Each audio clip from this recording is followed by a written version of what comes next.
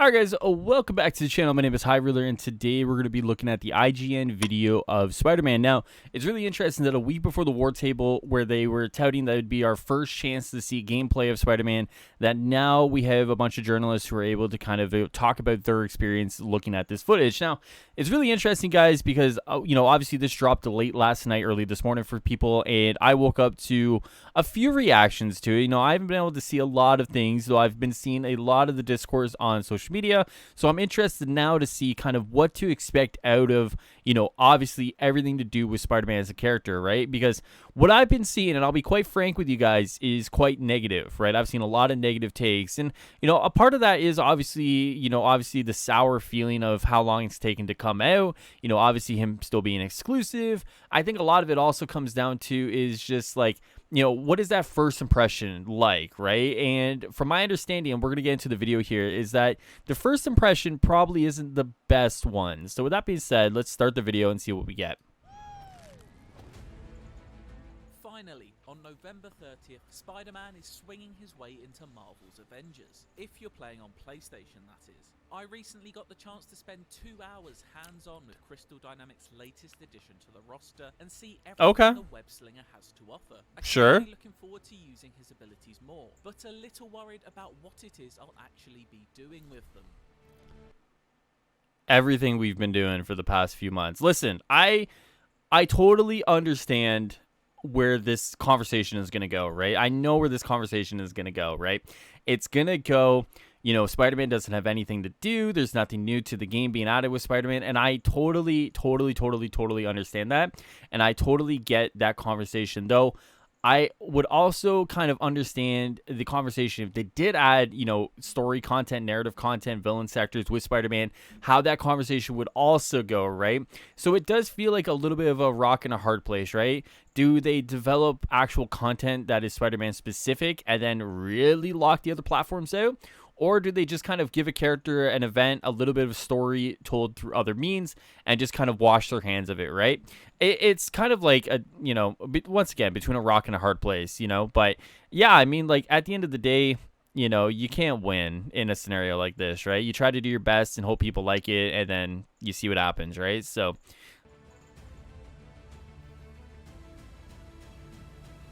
Quick note here before we get going that all the I don't like that. Hold on.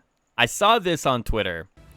a quick note I don't know if I like that. Now, okay, to be fair, as you guys can see here, this isn't a fully leveled Spider-Man. It's not, right? Like, and I mean, like, I'd have to see more of the ranged animations here. But, yeah, I mean, like, obviously he's got 3 different kind of webs that you can use, 3 different web or range attacks, I should say.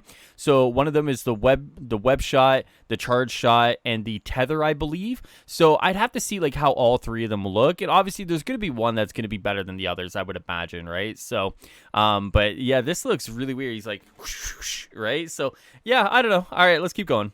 Here before we get going that all the footage you're seeing here has been provided by the developers and not captured by us, so may not. So really interesting. Okay, so like I would have thought that with IGN dropping it super early this morning that they got like a first-hand play test of him, right? And because like I was reading, a little bit of the Paul Tassi stuff, and he saw footage of it, and it seemed like Game Informer also just saw footage, but didn't Simon say that he played it? So I mean, like, I guess you could play it, but you can't provide that footage. You gotta provide the footage they give you, right? So one of the things that I saw Lejeune tweet this morning is that it really does feel like when it comes to like your mainstream appeal here of this character, you have to put your best foot forward, right? And I'm going to be honest with you, some of the reactions I've been seeing to this footage really doesn't feel like they put their best foot forward, right? We know that you can customize your character to a degree with the skill trees. We know that, obviously, there'll be more things you can do with this character as you level up. So why give a low-level Spider-Man a kind of like as that first glance to the general public, right? It really does feel like, it's almost like a little bit of self-sabotaging there, right? But who knows? Let's see what the rest of the footage has to offer. Not illustrate exactly what I'm going to be describing here. Peter Parker's in that Black Panther animation. describing here. It honestly looks like Black Panther, no?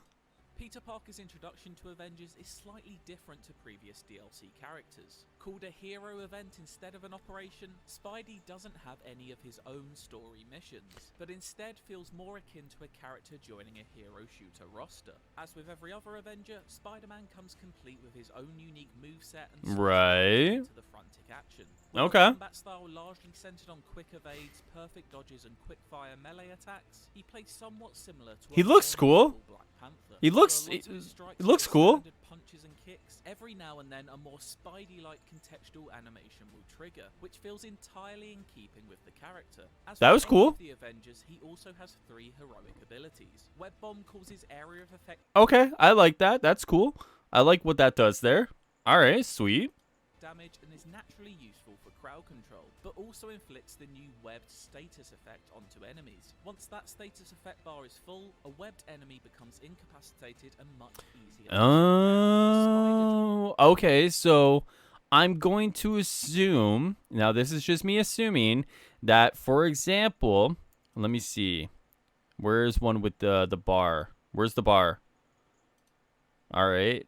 Wait. Hold on. Oh, right here. Sorry.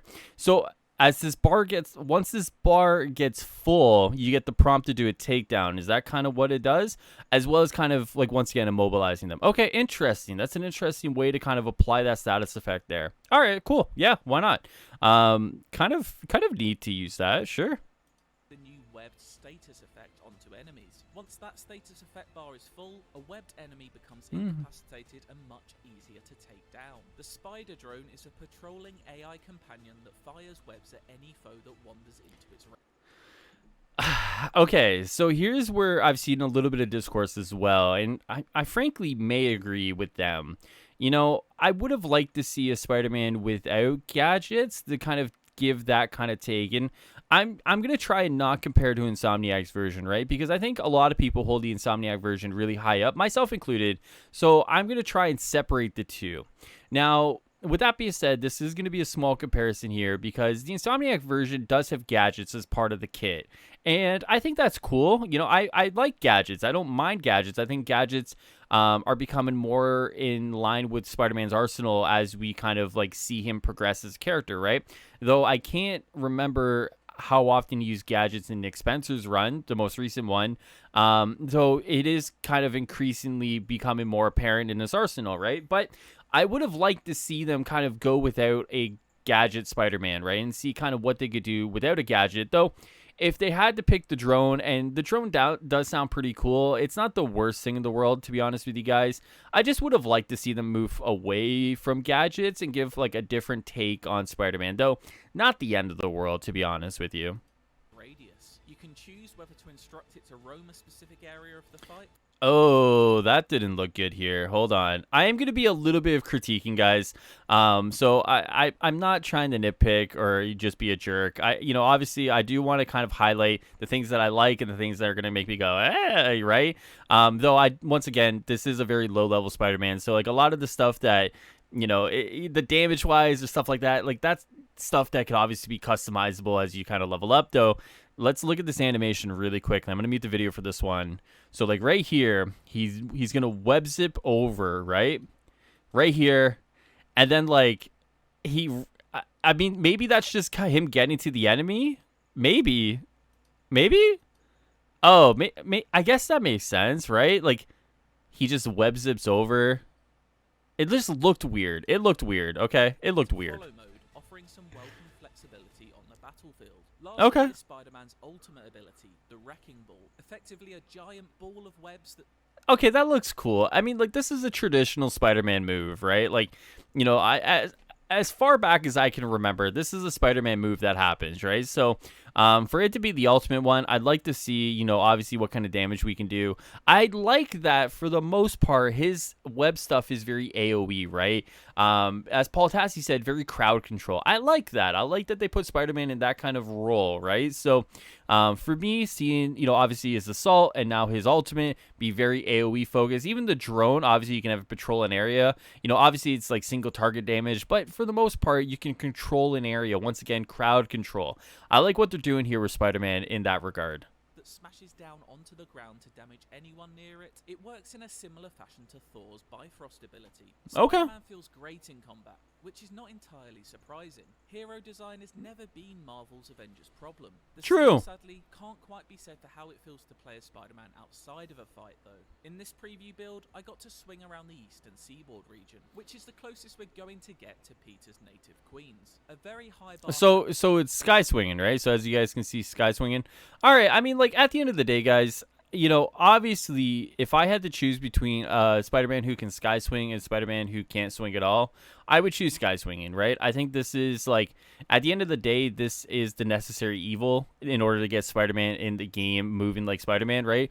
I don't think anybody would have wanted Spider-Man to do the bunny hopping, right? And you, as some of you may know, I am a big hater of the bunny hop. I hate it. I think it is one of the most stupid things about the game.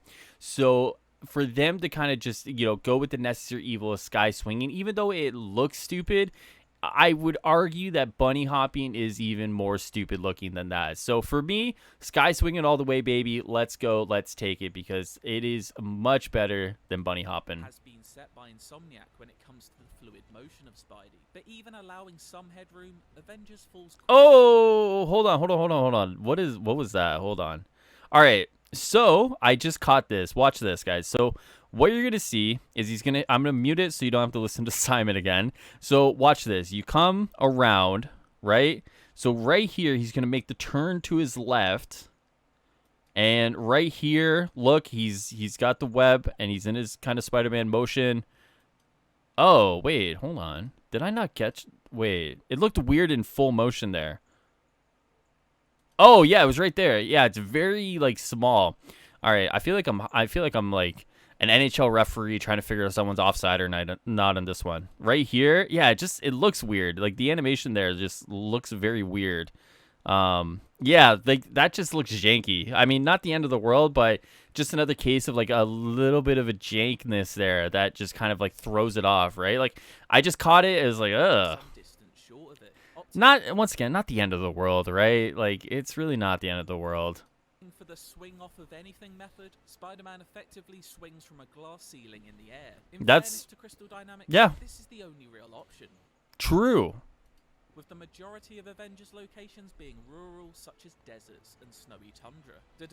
True, and unfortunately, I mean, like, from my understanding, and maybe my information is wrong or outdated, they didn't build the game with Spider-Man in mind, right? Like, Spider-Man does need a unique set of traversal or location biomes in order to make the best of his traversal, right? So when they built the game in mind, we've had this conversation about biomes before, they didn't build it with Spider-Man in mind, right? Spider-Man was kind of like, I want to say like not a last minute addition, but kind of like at, you're kind of nearing the end there. And it's like, oh, like here's Spider-Man, you got to build him out. And it's like, yeah, like you didn't build your game with like, Spider-Man in mind, right? Because you look at a lot of the other characters, right?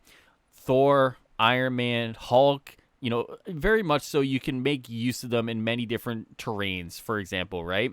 Whereas Spider-Man, once again, as you guys know from many other different games, he does work well in an urban environment because of the way his traversal works, right? So the unfortunate thing about Spider-Man being kind of forced on them so late is that, yeah, like it is unfortunate that it's got to be sky swinging because, it is just kind of where they're at, right? Unless you like disable that for like snowy tundra and Utah Badlands and like the wastelands, and people are going to be like, what the hell, right? So yeah, unfortunately, it's like you are damned if you do, damned if you don't, right? Developer also doesn't have the luxury of being able to design a whole city around the Spider-Man mechanics like Insomniac has. Despite this, some of the magic is there, especially for the first two after each launch into the air. But that's cool. Magic often swiftly and unceremoniously evaporates as Parker smacks his face into that aforementioned glass ceiling, and all sense of momentum is lost. Yeah, I could see that. I mean, like, the unfortunate reality, and I'm not a game developer, so like, honestly, guys, I can only take what's said at their face value, right? And it's been alluded to that obviously last gen has, obviously held the game back in some regards, right? And it does seem like their engine as well and once again, I'm speaking out of my ass here, right? So take it with a grain of salt. that their engine as well doesn't necessarily seem the best when it comes to a lot of this stuff going on, right? So for, the Iron Man mains, the Thor mains, and the Hulk mains, they've been banging on the glass ceiling for months now, saying, let's get this out of, let's raise it up, let's, enable that freedom. I don't think it was ever a real possibility that Spider-Man would have, incentivized them to raise it. I think the only thing that will incentivize them is dropping last gen support. So I understand the frustration there with Spider-Man, because there's a certain freedom that you get with Spider-Man and the web swinging and the movement and everything, and it's not there because of it. Though I don't know if I personally would have expected it there. I don't know if any of you guys who are more hardcore players would have expected it there. Though I do know for some of the more casual audience, probably is going to be a little daunting for them. But yeah, I mean, I can understand the frustration there for sure. Lack of true swinging freedom is noticeable, and while maybe it's unfair to compare it with the Insomniac version, it's honestly questionable whether the swinging here feels any better than Spider-Man 2 did on the PlayStation 2. All illusions are broken once you attempt to swing moderately high into the air and hit that invisible barrier, something that also affects wall running, which just stops you ascending somewhere past the 15th story like an out-of-service elevator. Stay low and you can build up some decent momentum, but show much ambition and you'll be met with some pretty restrictive forces. Describing Spidey's arrival as a hero event instead of an operation is basically code for don't expect any story missions. And Yeah, so I saw this also being talked about on Twitter too today.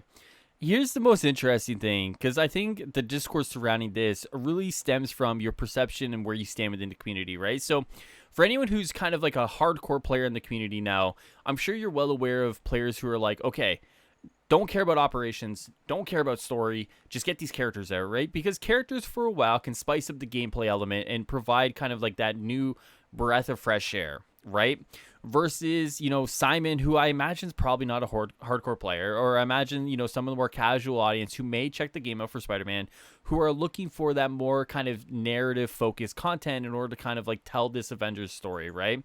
And I think the most interesting thing is what this video is kind of showcasing is the two different audiences when it comes to this game, right? I personally would stand on the side of, just get the characters out, tell the story as it comes. If you have to get a character out and then 3 months down the line, you're able to kind of tell that story, I mean, go for it, right? Versus someone who might be like, okay, delay everything until you get that story together, because why am I playing like a Spider-Man story without, Spider-Man missions, for example, right? So it's really interesting. And once again, I think it ties back into like the damned if you do, damned if you don't, right? You either do a story with Spider-Man, build all this content around Spider-Man, and you make the other people feel very, kind of jaded about that, right? Those other people being Stadia, Xbox, and PC. Or you kind of just like give a character and you make a small little event with some kind of challenges, and you kind of tell the story through cutscenes and dialogue and, the intel files. And, then you get people kind of crapping on you for that as well. It's like, either way, you don't really win in that scenario. You can't really win in that regard. So it's really interesting to kind of see that kind of conversation take place. Though I won't lie, guys, if this really does catch on, the hero event, I'm not going to be upset about it. You know what I mean? Like, it's not something I'm going to cry and lose sleep over. I would much rather have characters come out at a quicker pace if it meant we have to wait, for narrative content a little bit longer. Just get the characters out, tie them in, and then do the narrative content as it gets ready. You know what I mean? That's just personally what I think, anyways. And that's exactly what you're getting. Apart from a short cutscene introducing Spider-Man to the rest of the team, the rest of what I saw of Peter's plotline about a suspicious chemical company was told through audio files, mainly emails and text messages read aloud, obtained once certain objectives were completed.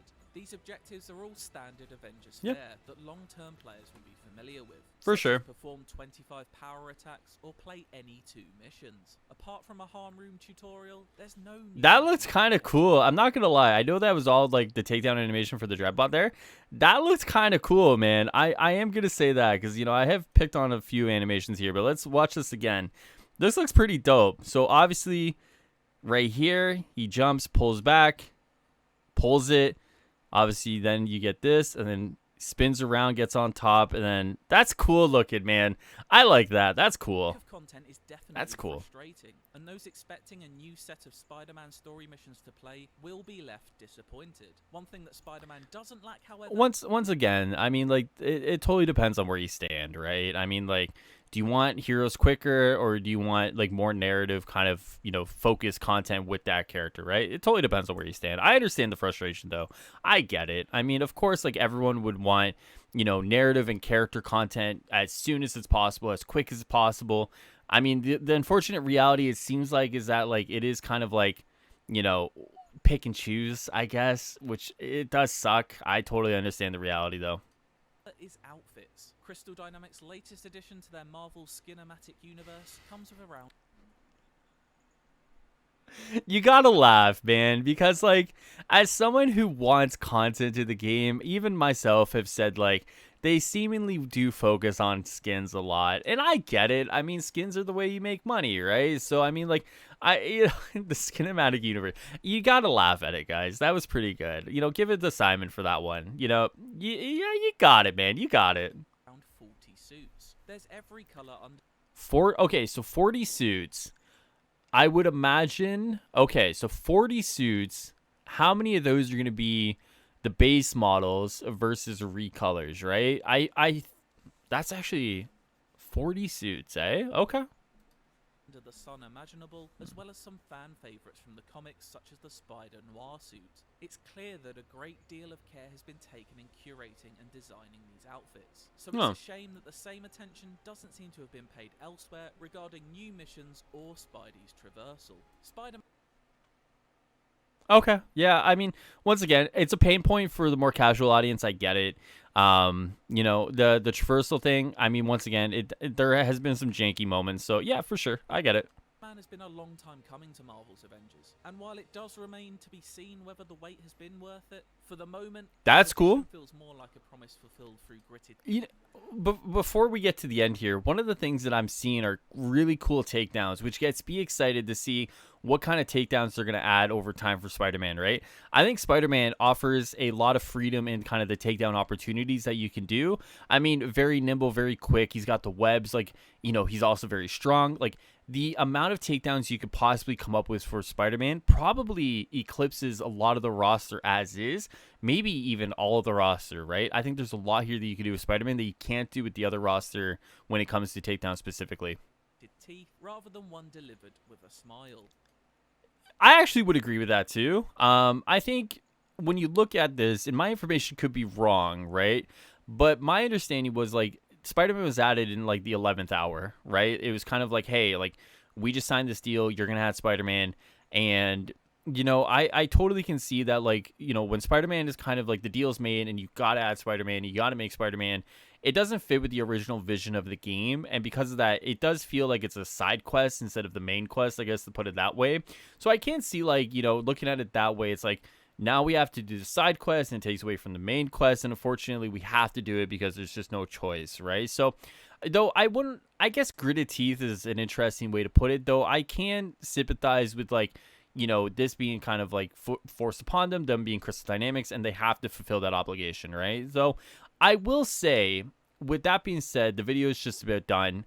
It does seem like Spider-Man is pretty cool, right? I think the video itself, obviously, this kind of being, a low-level Spider-Man, for example, it doesn't really showcase what a lot of players are going to be experiencing with Spider-Man, obviously.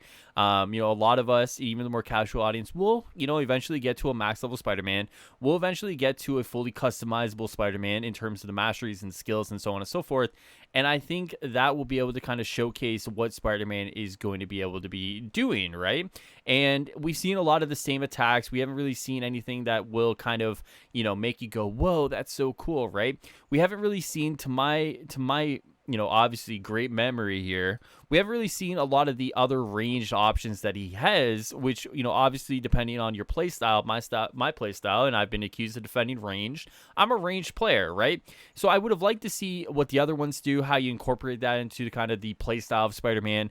Though I will say, even though we've seen just a little bit of the melee options with Spider-Man, he does seem pretty fun. He does seem pretty cool, and I think, honestly, it's one of those things where I think one of the ways to compare it is that you're putting Spider-Man into the Avengers world, and because of that, you're not putting your sole focus on Spider-Man, right?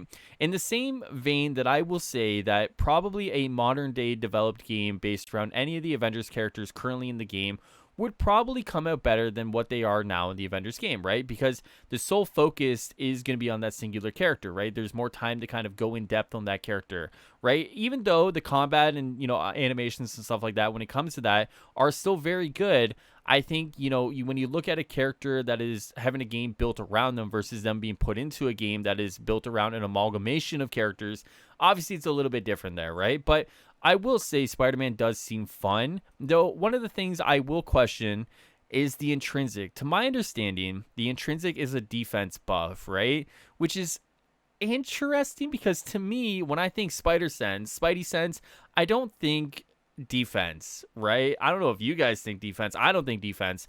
I think like mastered ultra instinct Goku, right? Like I'm dodging everything, I'm moving away from everything, right? No one can hit me kind of thing. I would have been interested to see if they could do something with the intrinsic where if it's a max intrinsic, you like automatically like dodge a bunch of attacks or something, right? Like Spidey automatically moves and and these attacks aren't hitting him. Maybe something like that, even if they're red attacks, for example.